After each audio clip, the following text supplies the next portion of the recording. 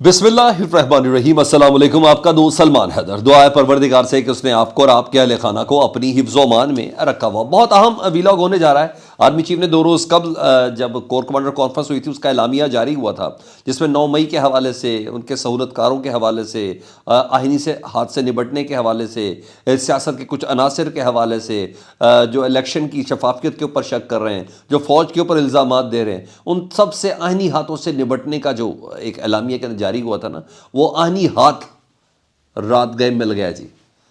और आप हैरान हो जाएंगे, मैं जिस शख्स का नाम लेने जा रहा हूँ जो पाकिस्तान का वज़ीर दाखिला होने जा रहा है, जी हाँ, हैरान हो जाएंगे आप। हर तरफ से मुनफरिद भी, और हर तरफ से काबिल कबूल भी, और हर तरफ से उसकी सिफारिश भी। जनाब अली, जो ये कहते हैं ना माथे का जूबर बनने के लिए जा रहा है मौजूदा वफाकी हुकूमत का। अब आपको पता चलेगा कौन होगा आर्मी चीफ के उस, स्पेशली फ़ौज के उस एलामिया को मिनोअन इम्प्लीमेंट करने वाला। मैं आगे चल के डेफिनेटली उस बंदे का नाम भी बताऊंगा और वजूहात भी बताऊंगा और कहाँ कहाँ चीज़ है। सबसे पहले मैं ज़रा मज़ाहिर अली अकबर नकवी साहब से मुतल्लिक़ कुछ बताना चाहता हूँ जी।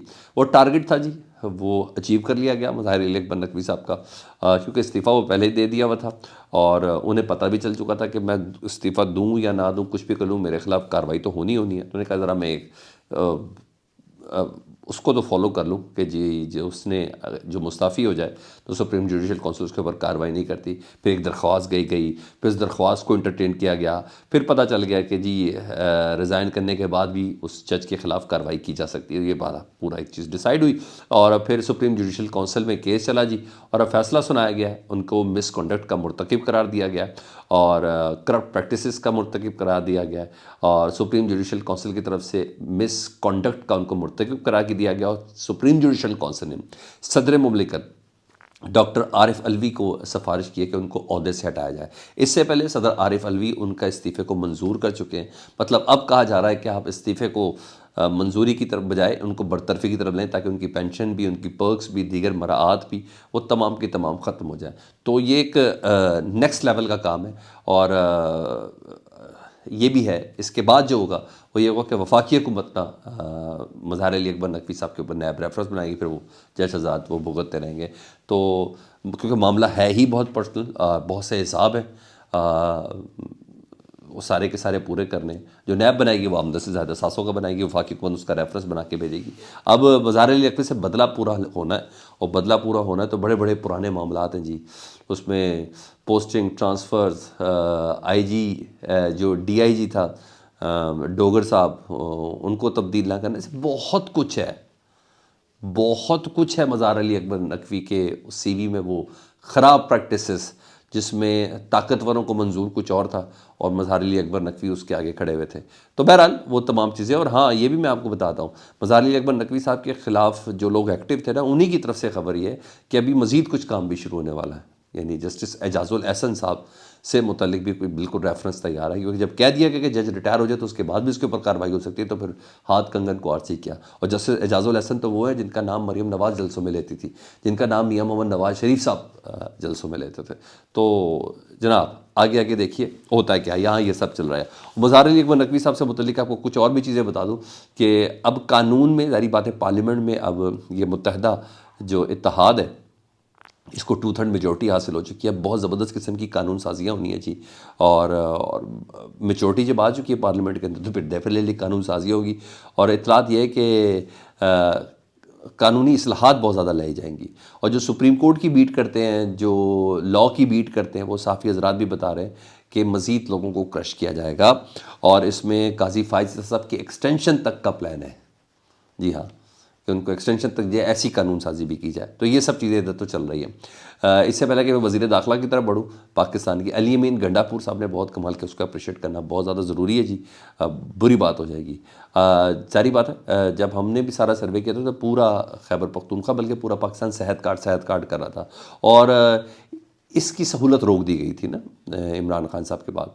तो अली अमीन गंडापुर ने ना जहाँ 10,000 हर ज़रूरतमंद के घर में पहुँचाने का वादा किया जी रमज़ान के अंदर रमज़ान पैकेज पे, वहीं उन्होंने यकम रमज़ान से पूरे के पूरे खैबर पख्तूनख्वा में जी 100% आबादी के लिए जी सेहत कार्ड को बहाल कर दिया जी।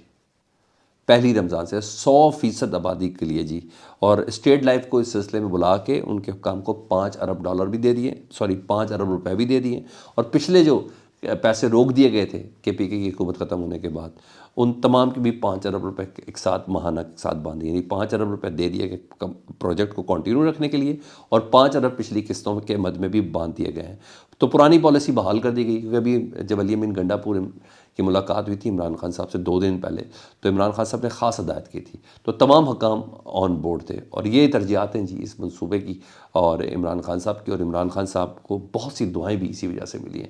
یہ ہم نے آن گراؤنڈ خود دیکھا ہے، اس میں کوئی چھپنے والی بات نہیں، اس میں کوئی ایسی چیز نہیں ہے، گراؤنڈ دیکھا. نہیں، میں ادھر پنجوتا کی کل ملاقات ہوئی عمران خان صاحب سے، تو انہوں نے کہا عمران خان صاحب نے نا شدید تشویش کا اظہار کیا ہے کہ پہلے 2000 سیٹیں تھیں قومی اسمبلی اور صوبائی اسمبلیوں کی، اور 2000 سیٹوں کو کس طرح ڈسکس کر کے کر سکتے ہیں، ہمیں ٹائم ہی نہیں دیا گیا.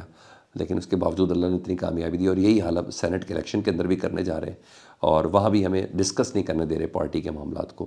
بہت سی ایسی چیزیں جو کرنے والی ہمیں مشاورت نہیں کرنے دیا رہے. تو عمران خان صاحب نے اس پہ گہری تشویش کا اظہار کیا ہے. یہاں تو یہ ہو گیا. اب آ جاؤں جی نئے وزیر داخلہ کے حوالے سے. ٹائے ہے سر، اور بڑا زبردست قسم کا ٹائے تھا.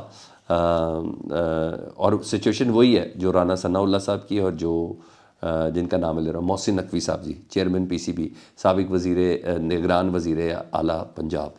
جی ہاں، ان دونوں کے درمیان ٹائی تھا. اور بڑی قوی اطلاعات یہ ہے کہ محسن نقوی صاحب وزیر داخلہ پاکستان ہونے جا رہے ہیں. محسن نقوی وزیر داخلہ پنجاب، یعنی پہلے حکیم رانا ثناء اللہ تھے، تو اب حکیم محسن نقوی صاحب ہیں. پہلے شہباز سپیڈ تھی، اور اب شہباز اپنی سپیڈ میں اضافہ کرنے کے لیے محسن نقوی صاحب کو لے کے جا رہے ہیں. یہ محسن نقوی صاحب وہی ہیں جو اسٹیبلشمنٹ کے بہت زیادہ قریب، جو ان کی پالیسیز کو کنٹینیو رکھنے والے، اور اس حد تک قریب کہ پرویز الہی صاحب کے خلاف کریک ڈاؤن، عمران خان صاحب کے خلاف کریک ڈاؤن، ان سب میں وہی ٹیم ان کی اسی طرح ہی ہوگی جی. اور اس سے پہلے ہی ڈاکٹر عثمان صاحب کو وفاق میں جانے کا پہلے ہی فیصلہ ہو چکا ہے. چیک کیا جی کیسے نوازا جا رہا ہے، کیسے نہیں نوازا بھی نہیں جا رہا، یہ اسکرپٹ ہے نا سر. اب مجھے سمجھ آئی کور کمانڈر کانفرنس کے اس اعلامیے کی کہ 9 مئی کے لوگوں کو کسی طور پر بھی معاف نہیں کیا جائے گا. وہ ظاہری بات ہے ان کو کرنے کے لیے سول چہرہ ریکوائرڈ ہے. تو سول چہرہ میں رانا ثناء اللہ کے بعد حکیم محسن نقوی سے بڑا کون ہو سکتا ہے؟ ٹھیک ہے جناب، یعنی اس کا مطلب ہے کہ وہی آپریشنز، وہی تمام چیزیں کنٹینیو رہیں گی. اور ہم محسن نقوی صاحب چیئرمین پی سی بی بھی رہیں گے، اور پاکستان کی وزارت داخلہ کو بھی سنبھالیں گے. تو کور کمانڈر کانفرنس کا اعلامیہ، یعنی اسٹیبلشمنٹ کیا چاہتی ہے، شہباز حکومت کس پیج پر ہے، ان تمام کا اندازہ اس تعیناتی سے ہو رہا ہے جی. محسن نقوی صاحب ہر ایک کو قابل قبول ہے، چاہے اس کے کہ رانا ثناء اللہ صاحب کا نام بھی بڑی شد و مت کے ساتھ چل رہا ہے، کیونکہ دونوں کا سٹیٹس نان الیکٹڈ ہے اس وقت، اور دونوں میں سے کسی کو بھی سینیٹر بنا کے یا دونوں کو سینیٹر بنا کے مشیر داخلہ کر سکتے ہیں. بہرحال محسن نقوی صاحب سے متعلق بہت اسٹرانگ ہے، کیونکہ کابینہ میں پاکستان تحریک انصاف کے لیے ایک بہت بڑا سرپرائز ہوگا یہ جو ہونے جا رہا ہے.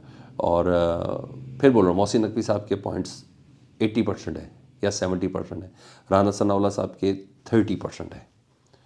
ٹھیک ہے، ان دونوں کو سینیٹر بنانا جی، اور پھر وہی کام سینیٹر بعد ان کے وزارت مل جائے گی. تو یہ پالیسیز کی کنٹینیوٹی ہے سر.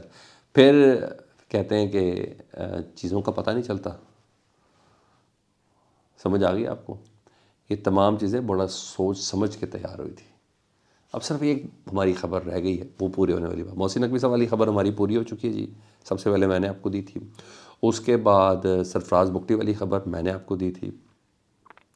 اس کے بعد اب رہ گئے ہیں، اب یہ والی محسن نقوی صاحب کی خبر، یہ بھی میں آپ کو دے رہا ہوں. اب آ جاتے ہیں انوار الحق کاکڑ صاحب، ان کا کیا کرنا ہے.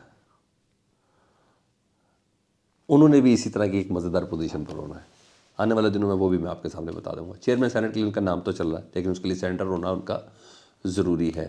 دیکھتے ہیں کون دیتا ہے سینیٹرشپ کی ان کو ٹکٹ، پیپلز پارٹی یا نون لیگ. کریں گے وہی جو فیصلہ ساز کہیں گے. اپنا بہت زیادہ خیال رکھیں. اللہم صلی علی محمد وعلی محمد.